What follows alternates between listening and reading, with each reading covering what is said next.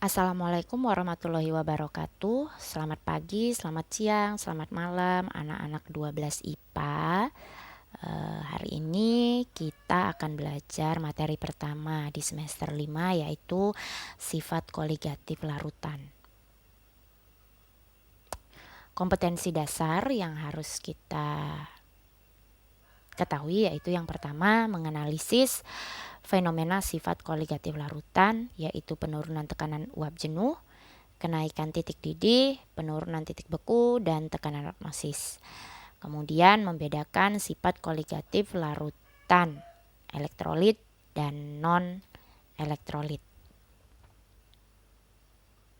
Oke, bahan ajar yang kita gunakan yaitu buku kimia kelas 12 Erlangga, buku PR kimia kelas 12 Intan Pariwara, buku kimia kelas 12 3 serangkai, kemudian literatur dari internet yang relevan dengan materi sifat koligatif larutan SMA.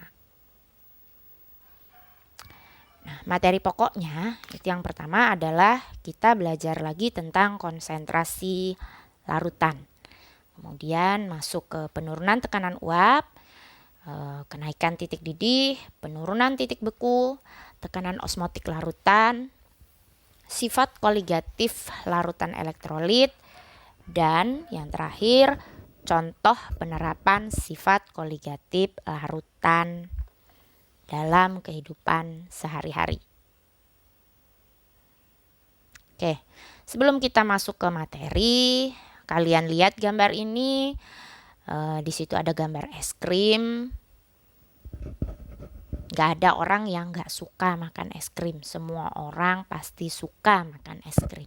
Nah, pembuatan es krim secara tradisional itu menggunakan prinsip dasar dari sifat koligatif larutan. Nah, sebelum mempelajari sifat koligatif larutan, terlebih dahulu kita akan meninjau kembali sedikit pengetahuan mengenai larutan. Nah, materi ini sebetulnya sudah pernah kalian pelajari di kelas 10 dan 11. Hanya saja kalau kemarin kalian mungkin hanya mengenal mol, molaritas. Nah, pada sifat koligatif ini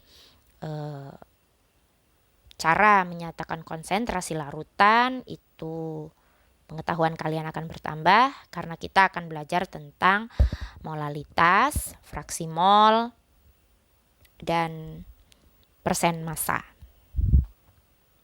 Kita masuk yang pertama, molaritas. Molaritas menyatakan jumlah mol zat terlarut dalam 1 liter larutan.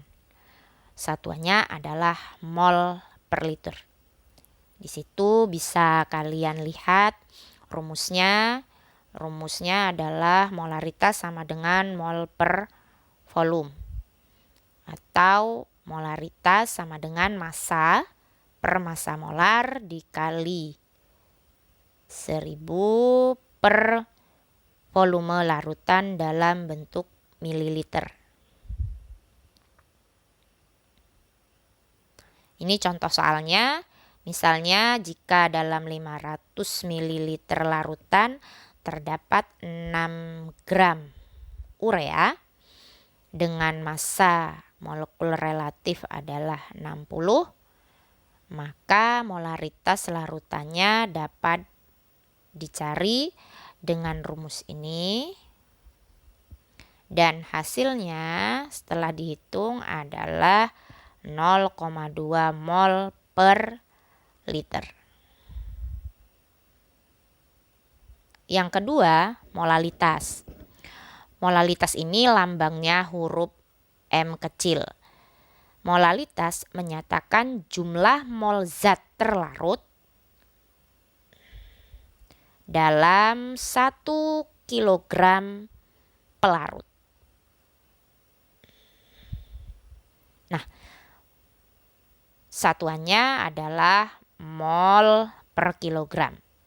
Ini rumusnya.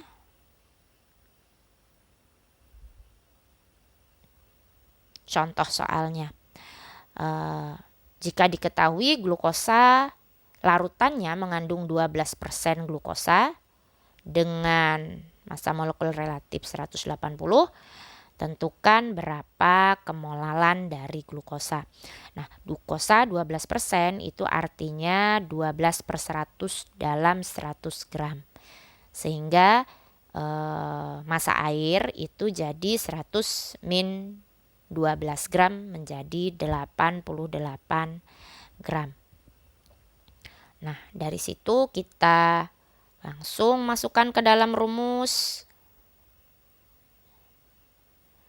Dan hasilnya didapat ini, 0,79 mol per kilogram. Oke, selanjutnya adalah fraksi mol X. Fraksi mol zat terlarut atau zat pelarut menyatakan perbandingan mol dari zat terlarut atau mol zat pelarut dengan mol total larutan. Ini rumusnya.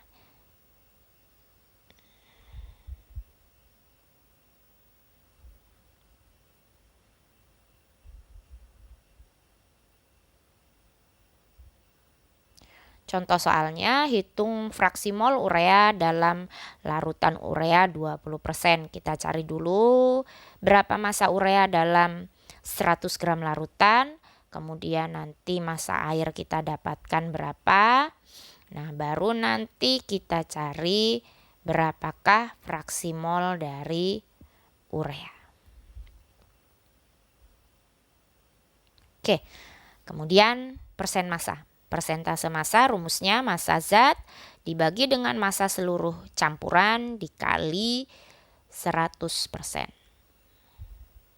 Contohnya, hitung berapa persen massa NaOH yang dibuat dengan melarutkan 30 gram NaOH dalam 120 gram air. Nah, kita tahu massa zat terlarutnya yaitu NaOH 30 gram, massa zat pelarutnya yaitu air 120 gram. Berarti massa total larutannya adalah 120 ditambah 30, 150 gram. Sehingga kita bisa cari persentase massa NaOH yaitu 30 dibagi 150 dikali 100%. Hasilnya adalah 20%.